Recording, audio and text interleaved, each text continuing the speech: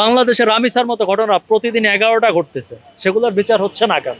আজকে রামিসার ঘটনা ভাইরাল হয়েছে বইলা 5 দিনে একে রায় কার্যকর করে ফেললেন, মানে রায় দিয়ে ফেললেন। এই 3 ফিটের মধ্যে একটা বাচ্চা ধর্ষণ হলো, হাত পা কেটে ফেললো, গলা কেটে ফেললো এবং আসামি পালিয়েও গেল। ওইটা আমার পক্ষে ক্যামেরার সামনে দেওয়া সম্ভব হলো না। আপনি আমার পার্সোনালি শুনে নিয়েন, যারা ধর্ষিতাদের কাছ থেকে টাকা খায় এরা কোন জাত, ওটা আপনি আমার গাড়িতে আসেন, আপনার বলতেছি। আপনি যখন দেখবেন কোথাও একটা মেয়ে ইফটিজিংয়ের শিকার হচ্ছে, আপনি যখন দেখবেন কোথাও একটা মেয়ে ধর্ষণের শিকার হচ্ছে, আপনি তখন বাঁচাবেন না। আপনি আশা করবেন যে ধর্ষণ আরও হোক, আপনি খালি ভিডিও করবেন, তাই না? আমাদের দেশে এমন একটা বাজে কালচার তৈরি হয়েছে যে ভাইরাল না হলে বিচার হয় না। এই কারণে রাস্তায় দুর্ঘটনা ঘটে, মানুষটাকে কেউ হাসপাতালে নেয় না, ভিডিও করে। মানুষ ডুবে মরে যায়, দুজন ভিডিও করে, লাভ দিয়ে ওনারা বাঁচায় না। এটার জন্য আমরাই দায়ী, আমাদের বিচার ব্যবস্থা দায়ী। কারণ কি, বিচারও দেখে যে ভাইরাল হইলো কিনা। আজকে রামিসার ঘটনা ভাইরাল হয়েছে বইলা 5 দিনে একে রায় কার্যকর করে ফেললেন, মানে রায় দিয়ে ফেললেন। বাংলাদেশের নারী ও শিশু আদালতে খবর নেন না কত লক্ষ মামলা পেন্ডিং আছে, হ্যাঁ, সেগুলো রায় দেন না কেন? রামিসার চাইতে লোমহর্ষক ঘটনা বাংলাদেশের আদালতে আরো বহু আছে, তাদের রায় হচ্ছে না কেন? বাংলাদেশের রামিসার মতো ঘটনা প্রতিদিন 11টা ঘটতেছে, সেগুলোর বিচার হচ্ছে না কেন? কারণ ওগুলো ভাইরাল হয় না, ওটা নিয়ে কেউ কথা বলে না, আপনারা ওটা নিয়ে নিউজ করেন না। আপনারা যেটা সামনে আসে, যেটা কালে তোল পার হয়ে যায়, যেটা নিয়ে আমরা কথা বলি, ওইটা টেলিভিশনে প্রচার করে, সাংবাদিকরা প্রচার করে। কেন? বাংলাদেশের কোন আনাচে কানাচে কোন গ্রামের একটা শিশু বাচ্চা নির্যাতিত হলো, ধর্ষণের খবর হলো, ধর্ষণ হলো, ওইটার বিচার আপনিও চান না, ওটা প্রচারও করেন না। কোনো একটা বিষয় যখন ভাইরাল হয়, মানুষ ঝাঁপায়া পড়ে, তখন প্রচার করেন, বিচার চান, বিচার হয়। আমাদের এই সংস্কৃতি থেকে সাধারণ মানুষকে বের হতে হবে, প্রশাসনকে বের হতে হবে, আমাদের সাংবাদিকদেরকেও বের হতে হবে। বের হয়ে সবাই এক কাতারে এসে বিচার চাইতে হবে, তাহলে এটা সমাধান হবে।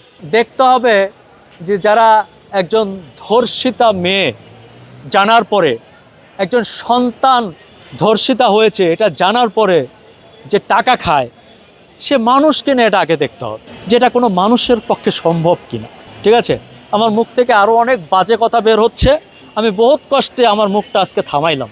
আপনার প্রশ্নটার যেটা উত্তর দেওয়ার কথা ছিল, ওইটা আমার পক্ষে ক্যামেরার সামনে দেওয়া সম্ভব হলো না। আপনি আমার পার্সোনালি শুনে নিয়েন, যারা ধর্ষিতাদের কাছ থেকে টাকা খায় এরা কোন জাত, ওটা আপনি আমার গাড়িতে আসেন, আপনার বলতেছি। আপনি একটা জিনিস চিন্তা করেন, রামিসা যে ধর্ষিত এবং হত্যা হয়েছে, এটা হচ্ছে 3 ফিট দূরে। আপনার বাচ্চা যদি ঢাকার বাইরে যায়, বাসার বাইরে যায় বা গ্রামের বাইরে যায়, আপনি টেনশন করবেন যে ওখানে কি একটা ঘটনা ঘটতে পারে। কিন্তু দেখেন রামিসার ঘটনাটা কতটা মর্মান্তিক, কতটা অসভ্য জাতি আমরা, কতটা নির্লজ্জ নিচু শ্রেণীর মানুষ আমরা।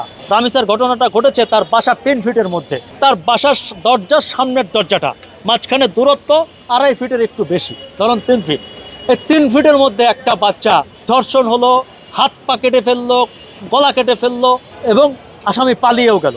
যে দেশে 3 ফিটের মধ্যে দূরত্ব, নিশ্চয়তা, নিরাপত্তা নাই, সেখানে 1000 কিলোমিটার দূরে বসা অভিভাবকরা কি ভাববে? দুশ্চিন্তা তো হবেই।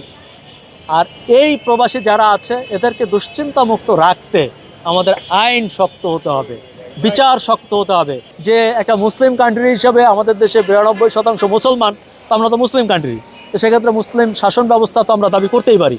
তো আমি মনে করি যে এরকম একটা 2-1টা উদাহরণ যদি করা যায় না, তাহলে করা উচিত। এখন দেখেন সব কিছু আইনে যা আছে তাই করতে হবে এমন কোনো কথা আছে? ব্যতিক্রম হয় না।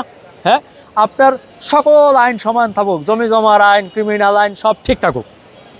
কথা হচ্ছে শিশুদের যে আইনটা, এটা আলাদা করা হোক, এটা দ্রুত করা হোক, এটা প্রকাশ্যে করা হোক, তাতে অসুবিধা কোথায়? সন্তান তো ভাই যে আইন করবে তারও আছে, যে আইনজীবী তারও আছে, সরকারের আছে, আমাদের আছে। তা সন্তানের জায়গাটা চিন্তা করে আমি দেশের সকল নাগরিককে, সকল বাবাদেরকে অনুরোধ করব, সেই যে সকল বাবা বললাম, এর মধ্যে আইনজীবী বাবা আছে, পুলিশ বাবা আছে, এসপি বাবা আছে, ডিসি বাবা আছে, প্রধানমন্ত্রী বাবা আছে, সব বাবারাই তো আছে। সকল বাবাদেরকে বলবো যে আপনারা সন্তানদের ব্যাপারে একটা আলাদা আইন, একটা আলাদা প্রসিডিওর করেন, যেন দ্রুত সময়ের মধ্যে বিচার হয়, 1.5 মাসের মধ্যে কার্যকর হয়। আমি মনে করি এটা যদি করা যায় তাহলে দেশে প্রবাসে সবাই কিন্তু খুশি হবে। আজকে রামিসার যে রায়টা হলো, তখন এদেশের সকল মানুষ কিন্তু এটার পক্ষে ছিল, এটা নিয়ে কোনো রাজনীতি ছিল না, এটার বিরুদ্ধে ছিল না, আমরা কিন্তু সবাই চেয়েছি। তো কিছু কিছু জায়গায় আমি মনে করি আমাদের জাতিগতভাবে আমাদের নাগরিকরা সবাই মিলে এক প্ল্যাটফর্মে আসা উচিত। যেমন আমাদের সন্তান, এখানে নো কম্প্রোমাইজ, এখানে নো দলাদলি, নো আপনি কতটা প্রভাবশালী দরকার নেই, আপনি কত পাওয়ারফুল দেখার দরকার নেই। অন্তত কিছু জায়গায় আমাদের সবার এক হওয়া উচিত।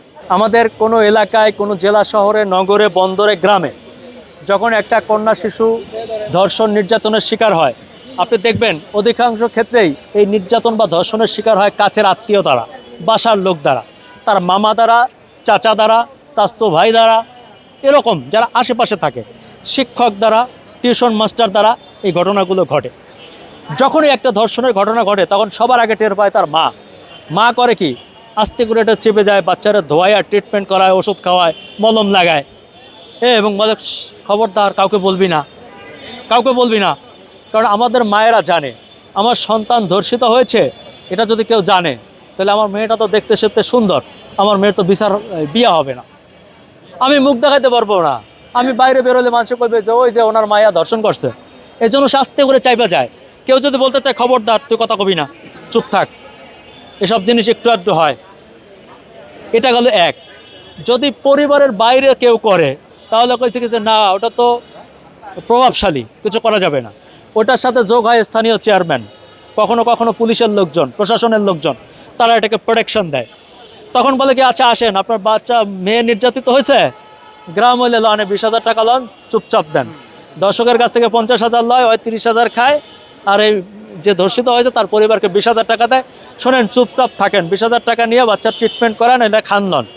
যদি বেশি বাড়াবাড়ি করেন আইন কিন্তু আপনার উল্টা পাশা দিয়ে ঢোকায় দেবো। এই টাইপ কথাবার্তা কিন্তু এভাবে হয়। হ্যাঁ, শুনতে খারাপ শোনাচ্ছে আমার কথা, বাট ইটস রিয়েলিটি।